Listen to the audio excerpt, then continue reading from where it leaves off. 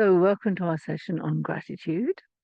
I'm sure that most people have done work many times on gratitude.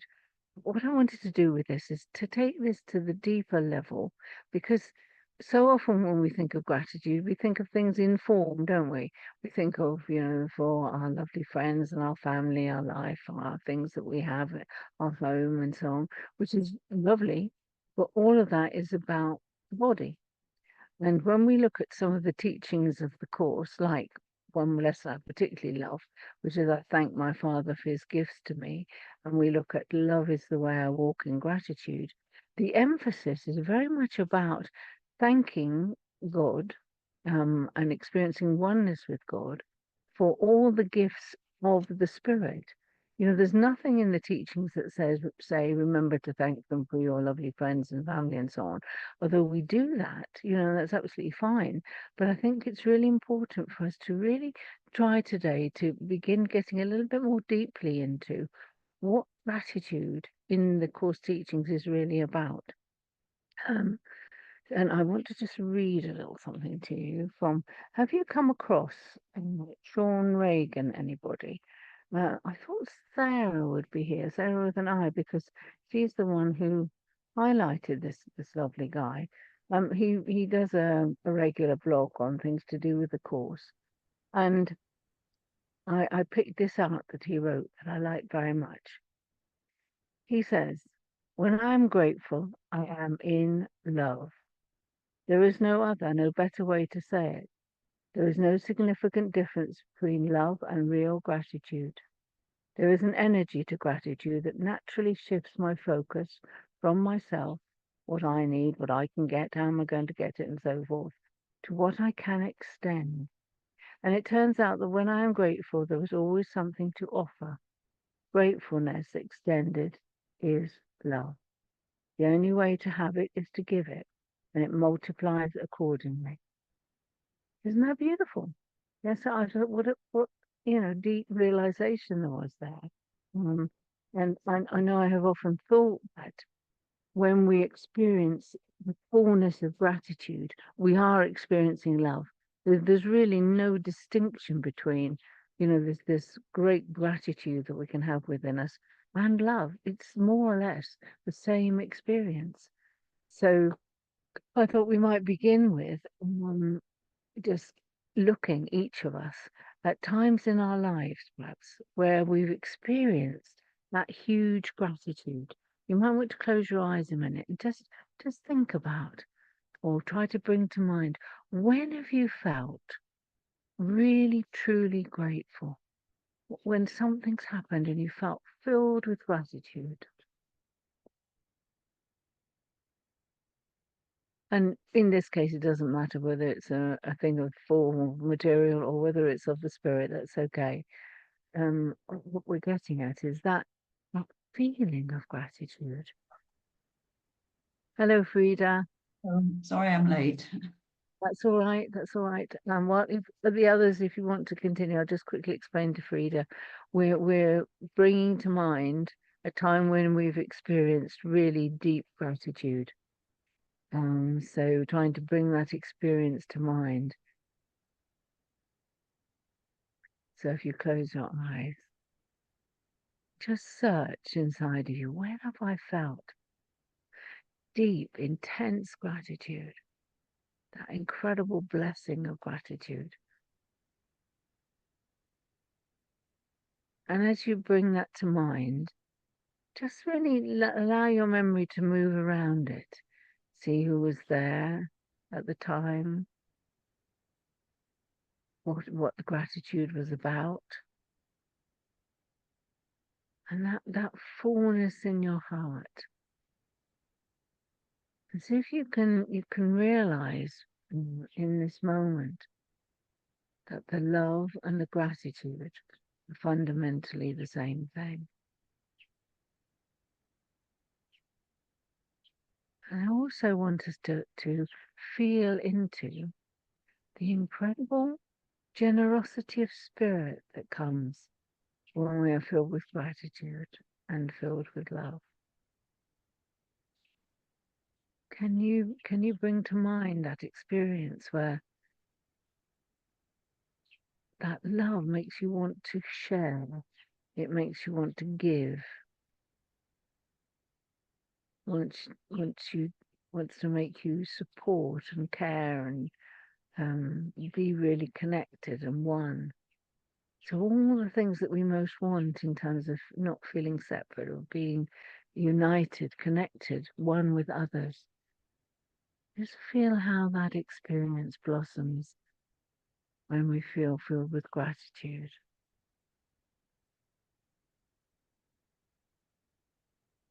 And then just one last bit to this. See if you can see what it is you want to give. When you're in love, in gratitude, what is it? What's that impulse? What do you want to share? What do you want to give to others? Because I think that's a really important part of gratitude, is that it wants to extend itself. And like in that bit we were just reading, it's not about more for me. It's about, I am so full of love and gratitude that I just want to give this. I want to share it with others.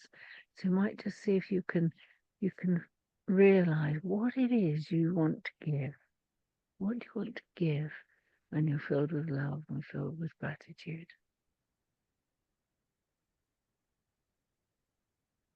Right? And then you might want to come back if you hopefully realizing some things there.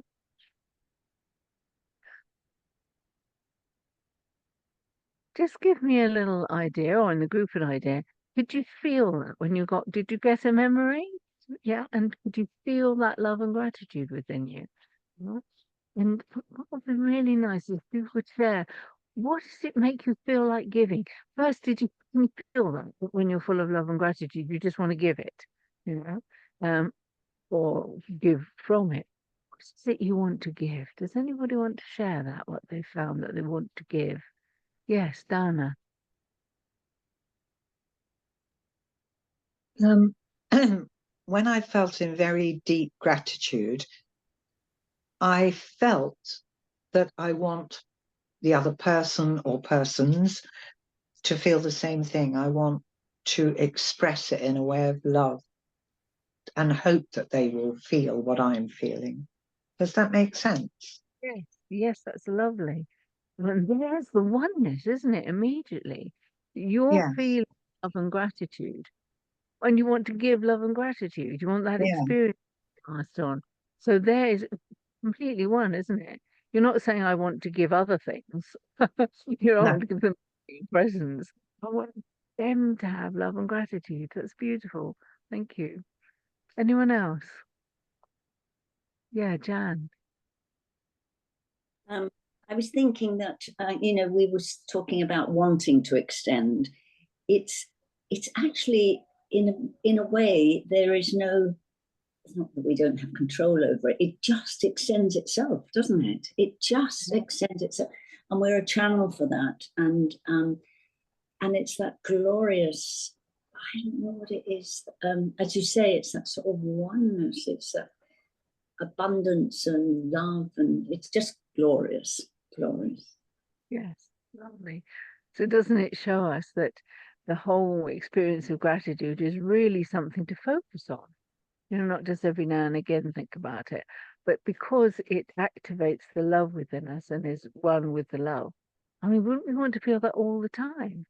So, and I think that we can easily forget, can't we?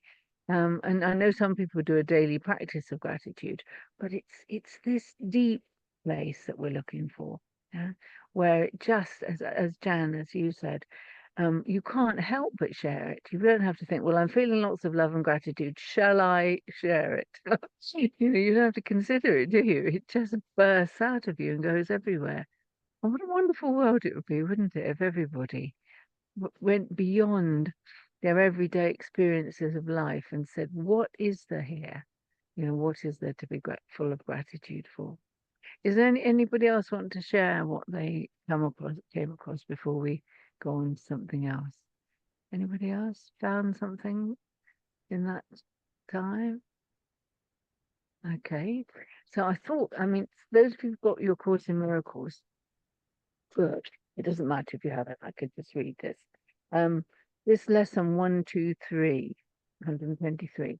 I thank my Father for his gifts to me. I find it such an incredibly moving lesson.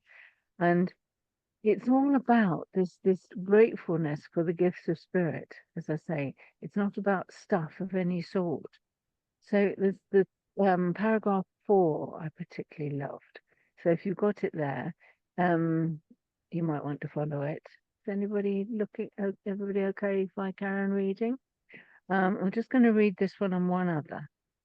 Today, in gratitude, we lift our hearts above despair and raise our thankful eyes, no longer looking downward to the dust. We sing the song of thankfulness today, in honor of the self that God has willed to be our true identity in him. Today we smile on everyone we see and walk with lightened footsteps as we go to do what has appointed us to do. Isn't that a beautiful picture? And it's amazing. I don't know if you've tried it, but if you're feeling a bit down, you'll notice that you're looking down. Your eyes go down to the ground. But if you want to lift yourself out of that, you're just going to lift your eyes up and look at the sky and the trees and everything. It's sounds simplistic, but it does work. And I just love this. Today in gratitude, we lift our hearts above despair.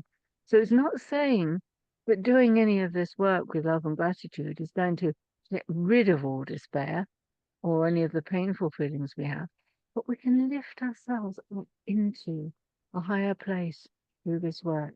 Does that feel right to people? You know, that willingness to lift up out of it. And then what I find is we can say, well, okay, so I've got this sort of difficult feeling going on, and I'm not trying to get away from it or not look at it. It's there, but I think that what I'm going to do is actually lift my heart above it. I'm going to lift my heart to God. So that seems a lovely teaching. And then also I'm just going to read paragraph 6. Thanks be to you who heard, because you become the messenger who brings his voice with you and lets it echo round and round the world. Receive the thanks of God today as you give thanks to him, for he would offer you the thanks you give, since he receives your gifts in loving gratitude and gives them back 1,000 and 1,000, 100,000 more than they were given. He will bless your gifts by sharing them with you, so they grow in power and in strength until they fill the world with gladness and with gratitude. That is so beautiful, yeah.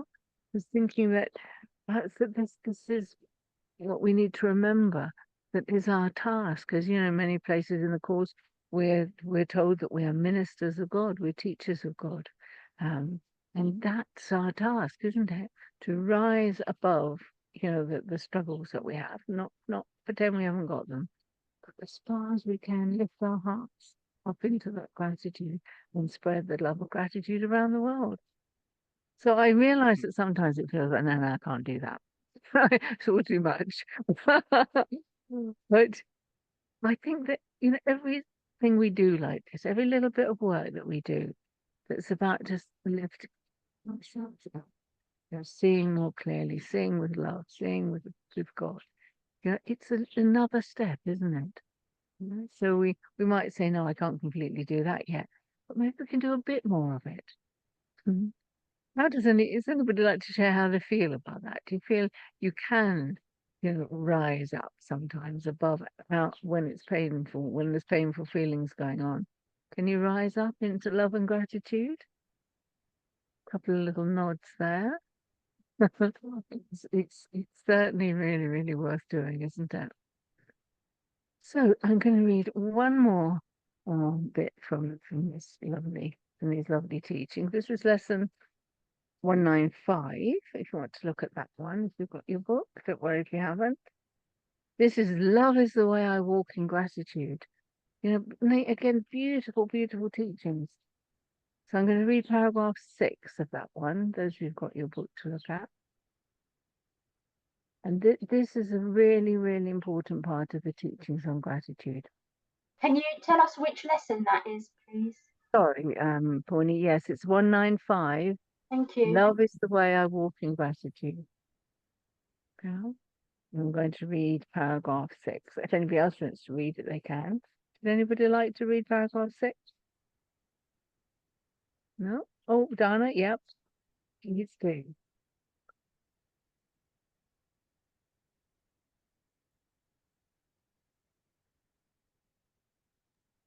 Sorry, it's so fiddly on the phone. I'm sorry about that. Paragraph 6, I'd be delighted to, because I just think this is a beautiful lesson. We thank our Father for one thing alone, that we are separate from no living thing and therefore one with him.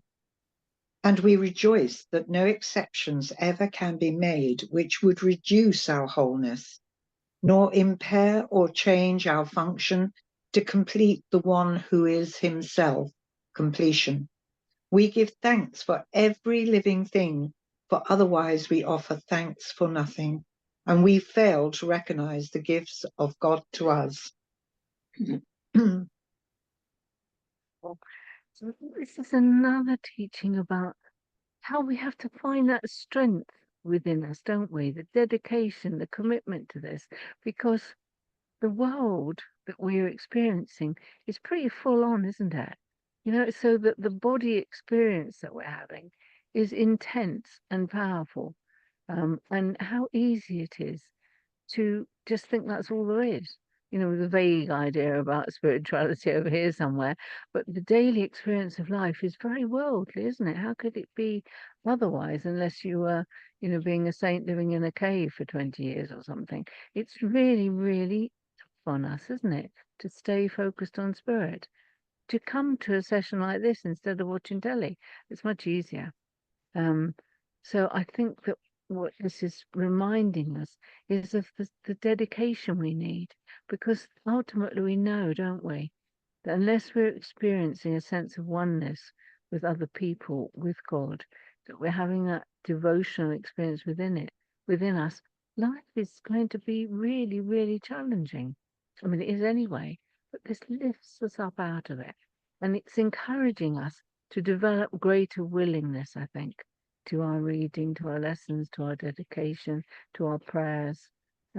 This is making sense for people. It's just when we do something like this, it calls us back again, doesn't it? It's like, come back, all of you who've wandered off into the world of form. Just come back for a bit. Remember these beautiful things. If we want to be happy, and we do, don't we?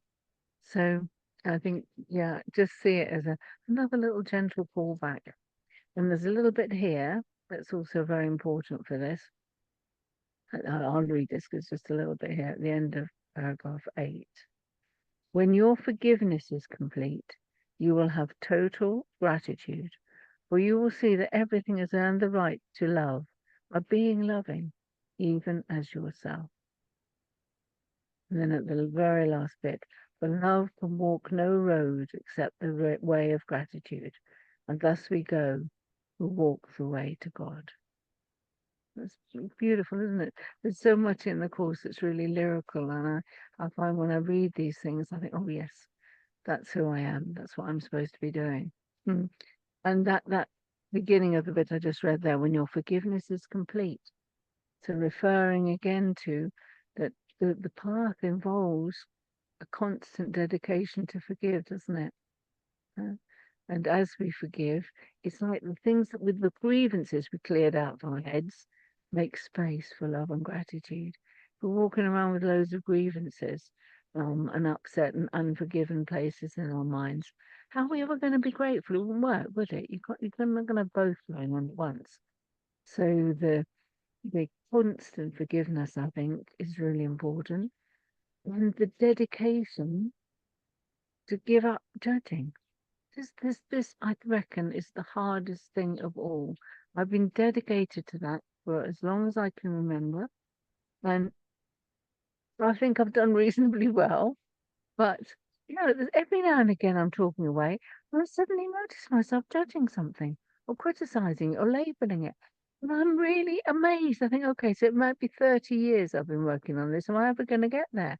But I do feel I have got somewhere. And I do see when I make a judgment or I criticize or I slag something off, you know, I do see it, I catch it and forgive and let it go. So I feel that's progress. And I suppose as I'm busy teaching this, I need to have got somewhere, don't I? Else you wouldn't be able to have much faith in me.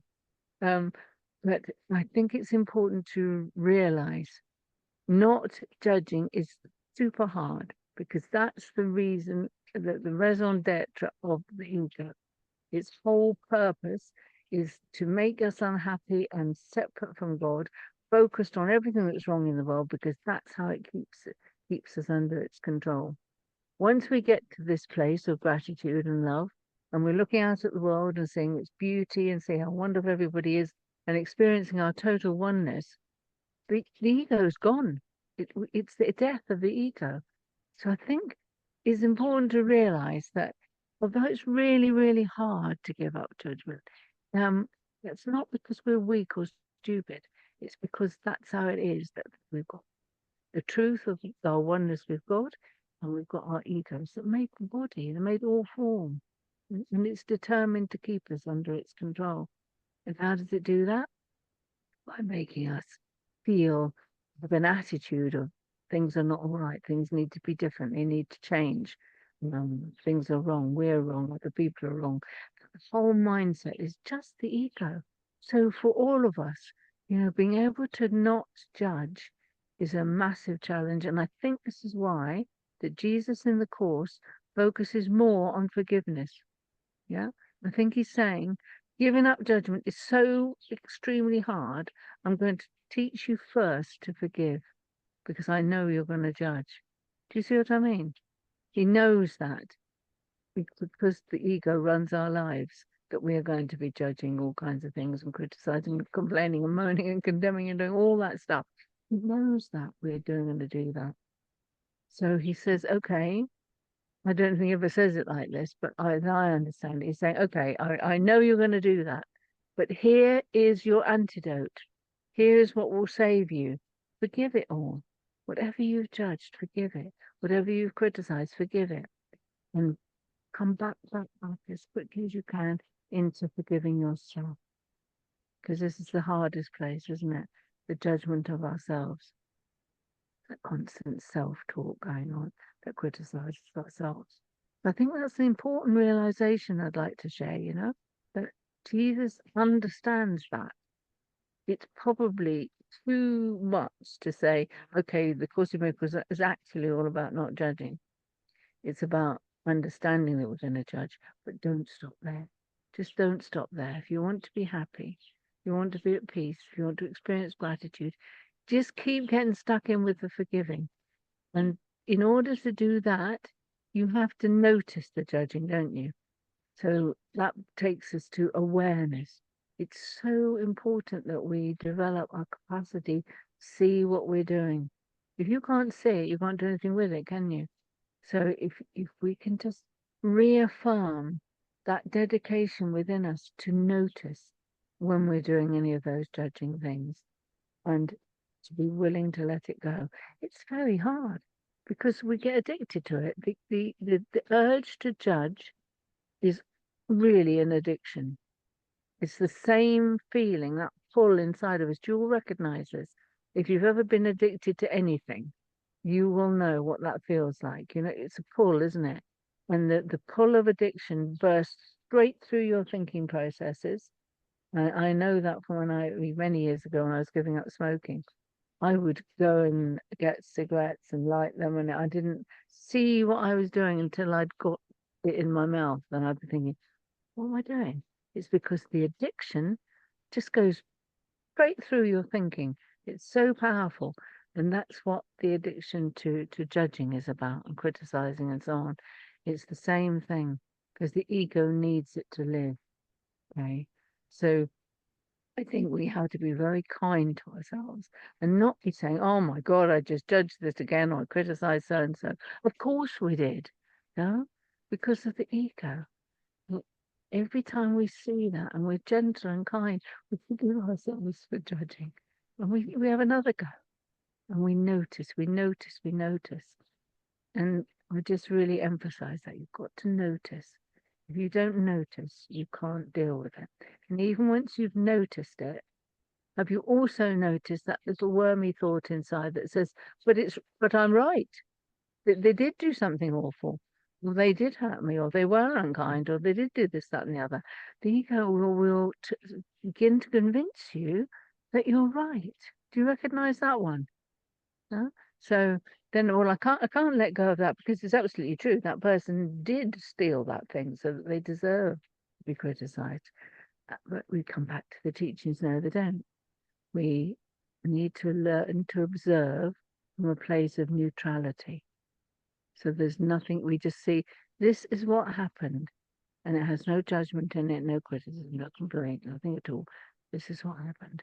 And when we can do that, you know, then from a peaceful place, we can say, okay, Holy Spirit, so I observe this has happened. Please help me. How do I deal with this? What do I say? What do I do? Guide me. Don't let me sink into judging it.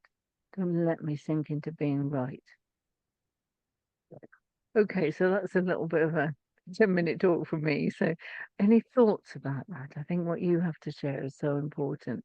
Does anybody notice anything they particularly do themselves that they want to share about?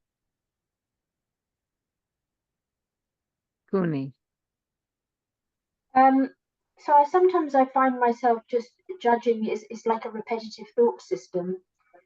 It's like the same judgments just keep sort of going round and round sometimes, or they seem to just pop up. It almost seems to have an involuntary quality. Which sort of share that. But I do agree with you that when we watch them, that we can more readily see that and then not engage with them.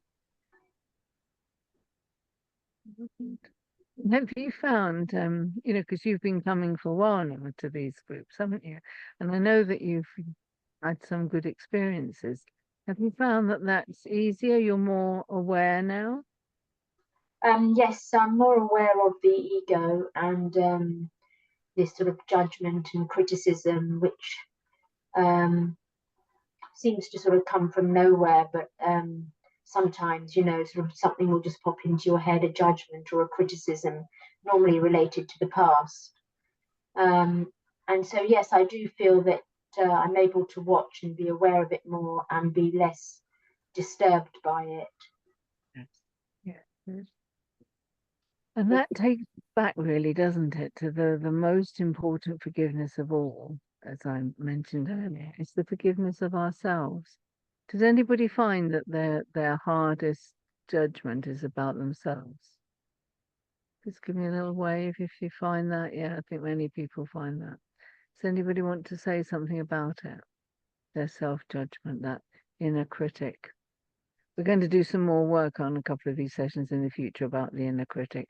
But just for today, has anybody got something that they constantly say to themselves? Because this is how it shows up. That we always tell ourselves, for example, that you're stupid, or they're wrong, or we're left out, or we don't fit, or we're different, or nobody loves us, or, you know, those kinds of things we say. And of course, they're all started in childhood. And that's important to visit the childhood, but also we can dissipate their power over us today by being willing to see it, to realize it's not true, to forgive ourselves, and to really breathe and let it all go. We can work both ends. We can work with the now, and we can work with the origins. Has anybody got an inner critic statement that they'd like to tell the group about?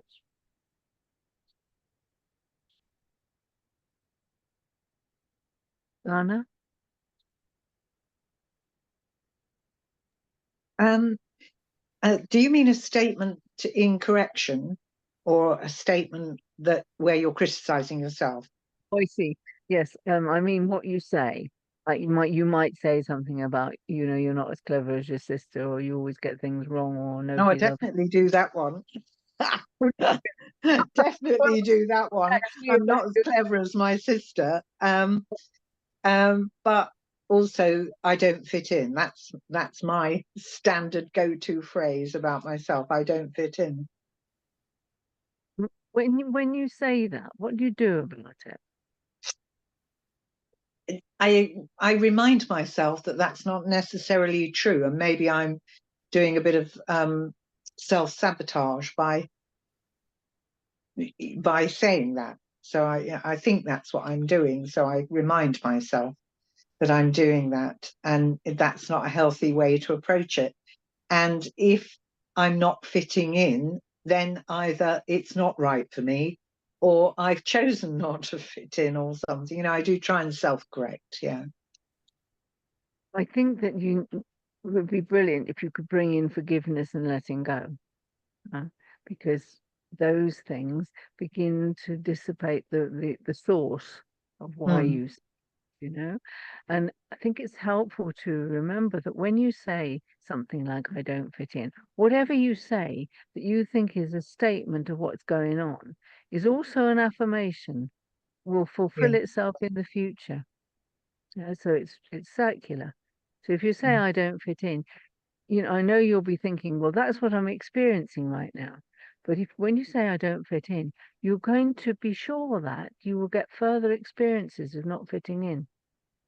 So that's another really important reason for we've got to say, I need to let go of all this because I don't want to recreate the same thing. So it's not helpful to argue with it. It's not helpful to say, no, I'm fitting in really well now, because the bit that says I'm not fitting, I'm not fitting in, will fight back, it'll get stronger. Yeah. That's why forgiveness and letting go work so well, because they're gentle, aren't they? There's no fight there. It's just saying, I forgive myself for thinking that. And I always add, I think I'll just let it go. So powerful, this gentle, sweet, I think I'll just let it go. It used to feel true to me, but I don't need that now. It's kindly. Imagine a nice motherly figure with you saying, it's all right, darling. You don't have to think that anymore. You can let that go. It's okay. It's okay. Forgive yourself. Do you see how that kind voice is so soothing and the ego's a bit, oh, all right then. Whereas if you say, go away, ego, you mustn't think that. I'm sick of thinking that. We're going to think something different. It'll just use that. You know how with an argumentative person who always Yeah. want to be right, if they said green is red and you prove beyond all shadow of doubt that green was actually green, they would shift the argument around to somehow or another prove that green was red. The person who wants to be right will always find a way, even if their argument ends up as being stupid, because their determination to be right supersedes everything else. Mhm. And the ego isn't that. So if you're trying to say, no, I do fit in, the ego will go on and on and on, trying to prove to you that you don't fit in. And it will give you examples. And do you remember this time when you did this and they said that and you thought you fitted in and then this person, that's what the ego does. So don't fight it. Don't argue with it. Just feel yourself, like rise up out of the rubbish, rise up into that higher place that we read in the course, yeah? Where you look at it and you say, I don't need that anymore. That used to seem to be true. I really don't need that. I think I'll let it go. Did you think you could do that? Yes. Yes. Yes, I can. Yeah. It will work because it's going to lose. You'll have gone all slippery, and it's going to Yeah. lose its hold over you. So that's true for everybody. Really notice things you criticize yourself for. Remember that if you say it, you are affirming it as a truth, and it will continue. You think you're observing, but you're not just observing. You're recreating the same thing. So forgive yourself. It's so powerful. We're just going to do a little bit of that in a moment. So powerful to say, I forgive myself for judging. I don't really want to do that. Yeah, I'm going beyond that now. I don't need to do that. I know I had good reasons, perhaps when I was a child. I know there's been experiences, just chat away to yourself like a kindly mum or mentor. Yeah. Okay. Okay. Thank And then you. thank you. As you do this, then you clear the path for the gratitude. And I think, as you were saying, Dan, it's not like you have to think, okay, let me work out how I can be grateful and what I'm going to do with that. As with everything of the spirit, as you remove the dark stuff, the stuff that gets in the way, the pure light of who we really are shines. It isn't gone anywhere. It just got covered up with loads of sludge and, of criticism and complaint and being unhappy. So we just say, okay, we just keep working with that. And oh, look, the light of who I am is shining more brightly. And then you'll find, oh, I'm so grateful now. Just so filled with gratitude for my new recognition of how beautiful I am, what a great person I am.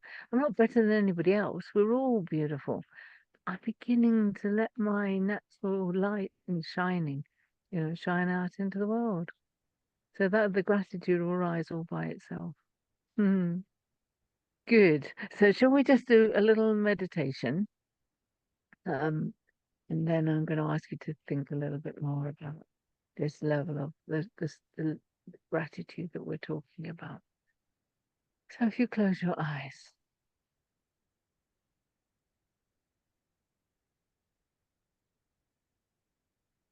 take some deep breath.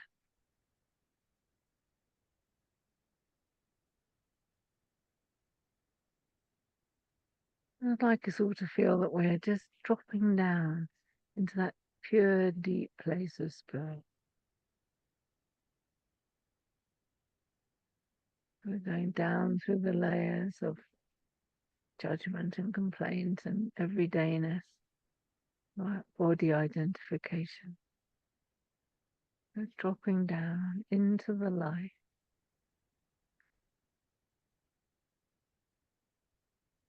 So for me, it often feels like dropping a fishing line down,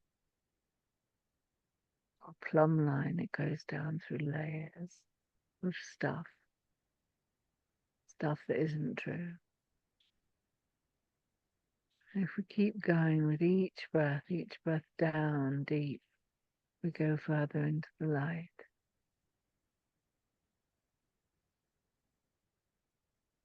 And the light within is incredibly bright and beautiful.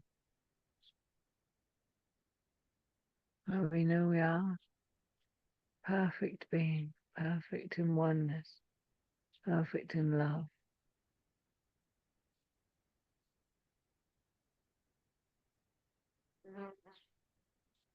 Just see if you can keep your attention on the light within. Feel like as you hold your attention on it, it grows and expands, shines more brightly. Remember the teaching, I am the light of the world. And that I is the universal I, the I of oneness, the I of the ego. So we could equally say we are the light of the world. So we unite in the oneness, light of the world.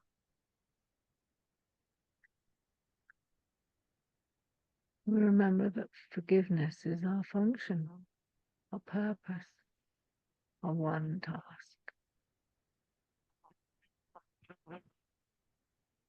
And remember that the judgment of others and the world comes from the judgment within, judgment of ourselves. When we judge ourselves, we feel guilty. We feel shamed, wrong. The only way we're able to offload those painful feelings is to put them out onto other things on the world, primarily onto people. So we recognize that our tendency to judge comes from the judgment of ourselves. Can we just realize once again how pointless it is to judge ourselves?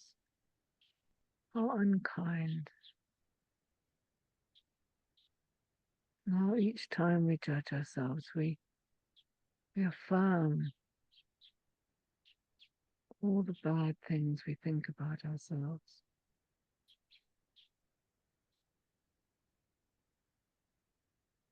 And we're taking one more step forward. Deep willingness to notice much more when we judge. To not let the ego work its blinding tricks so we don't see what we're doing. So we gently catch it.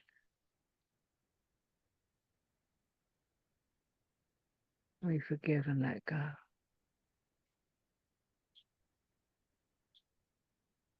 More than anything now, we forgive ourselves so we can let that love and gratitude blossom within us, rise up into our hearts and minds, into the way that we live, the way that we give.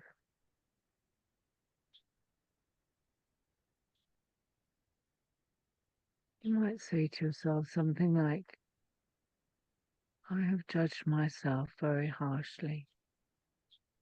I've been very critical of myself. There's many things that I say that I've said over and over for years. They've come to seem like the truth, and they're not. They're not true. I'm willing now to see differently. I'm willing to make a new choice. I am the perfect Son of God, pure and innocent. I choose to identify with that, to be that. So I forgive myself for all my self-judgment. Forgive myself for my criticisms of myself. I forgive myself for the attacks I have made on myself. I forgive myself for my unkindness to myself. I forgive myself. I take another step forward, seeing my innocence, my beauty, my goodness, and above all, my oneness.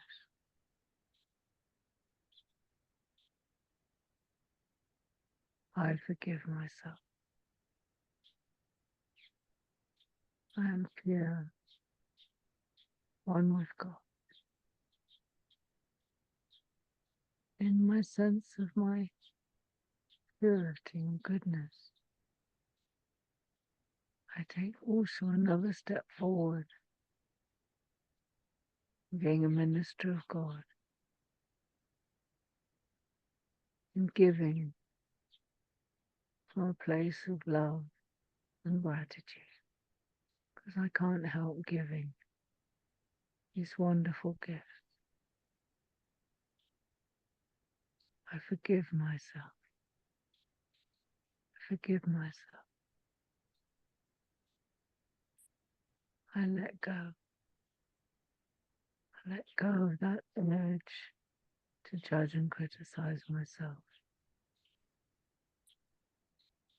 I choose new thoughts in line with God, how God sees me, how God loves me.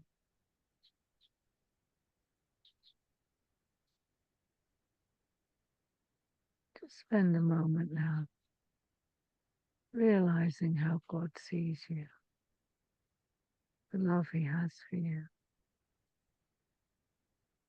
unlimited, infinite, eternal. Gratitude He has to you, invoking the gratitude from you to Him in the one.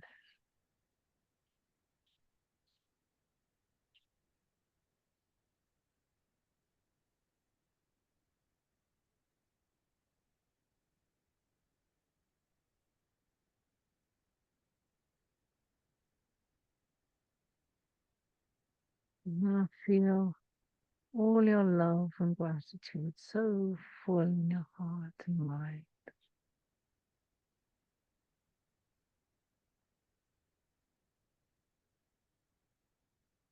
Feel it radiating out from your being. If it cuts through everything out there in form, your love, your gratitude spreads across the earth to touch every heart.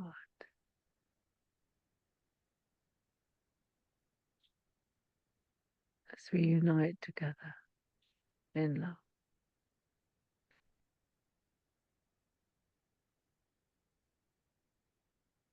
Just rest there in that meditation for another 2 or 3 minutes. And concentrating on the forgiveness, seeing yourself as God sees you, feeling that gratitude, that love, welling up within, spilling out into the world. I'll call you back in 2 or 3 minutes.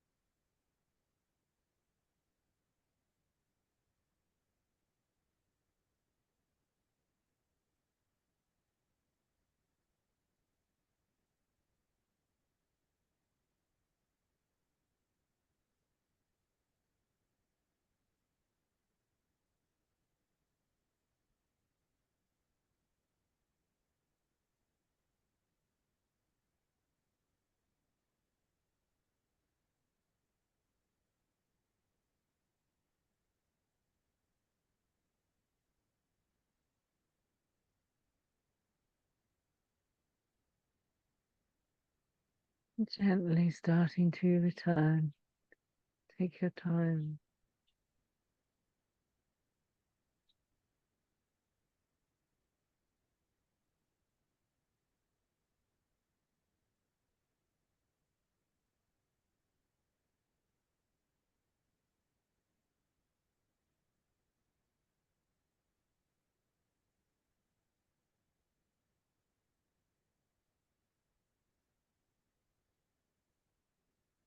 Everybody's back. Or maybe not quite. Yeah. Thank you so much for sharing this work on gratitude with me. It's been a joy to be with you.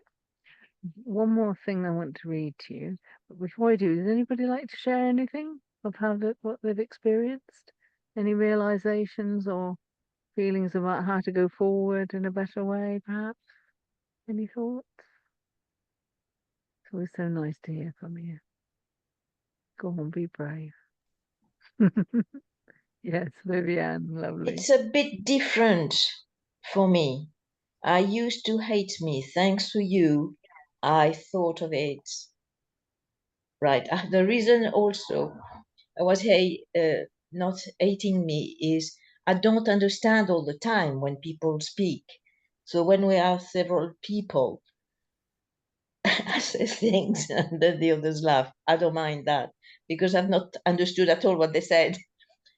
So more and more, getting old as well doesn't help. I get inside myself and what I'm doing now, because I feel I'm not with the other one. So therefore I have to bring myself with them. So I try to bring to spiritually to make one group And then I said to God, I'm not understanding at the moment, but if it is really necessary, I need to know. I am sure you will tell me. And I just feel relaxed. The others carry on happy and have the guest, I can guest or whatever. They can some always thought I was stupid. But this funny situation of feeling isolated from others is me. I felt I had to come with them. And I did little different exercises, but I know I am not on my own. So is what I call gratitude in a way. God doesn't abandon me. I abandon the others because I can't listen to them. But God bring me back with them. That's beautiful, Viviane. Thank you. Yes. I do think that there's so much more going on at the level of energy or spirit between us than we can realize. You know, just in a practical sense, do you always all remember that guy Desmond Morris, who wrote a book called The Naked Ape years and years ago? Well, I had learned a lot of things from him, and one of them was there's something like 80% of what we communicate is non-verbal. You know, it's the tone of our voice, the volume of our voice, the way we use our bodies, the just slight movements of our head, eyes, everything. So much is being communicated and is being radiated out from within us. Yeah. So in a way, I think, well, maybe it doesn't matter whether you understand everything or not. You come to most things, I know, and obviously you're getting something and giving something. So that's enough, really, isn't it? And just looking at you, looking at the others, I see love. Yeah. So we are together kind of thing. It's lovely for me Yeah. because I'm so much on my own. I just really speak with Ian, that's great. But with others, it's more difficult. I'm so glad Strangely you enough. But yeah, as you say, words, for me, words are not important. It's all the other things around us. well, now, you know, if you think of the course as well, even after umpteen years of reading it, sometimes I read a page and I think, well, what did he say? And then I think, what counts is that the black marks on a white page are like cable, you know, and the electricity isn't the cable, you know. There's a transmission that's happening with willingness to be here, to do these things, to listen, to read. Something happens that's being transmitted that's beyond actual words. So that's nice, isn't it? Good, thank you. And I just got a moment just to read this last bit to you, which I think is really lovely. Someone's playing the music tonight, but never mind. We can't do everything. Yes, this is about reverence. Reverence is an extension of the right perception of gratitude. When we realize that we have everything, and that our only joy is in giving it to our brothers and sisters, we see that God is in us in a tangible way, as we are in God. This is why I say often that we take the chapel with us everywhere, and that God is never silent within it. Given that profound, beautiful, and altogether holy truth, how can we not be reverent? How can we not long in each moment to fall to our knees in joyous prayer? So, some beautiful words to finish tonight. We're just finishing exactly on time. So thank you for coming. Lovely to be with you.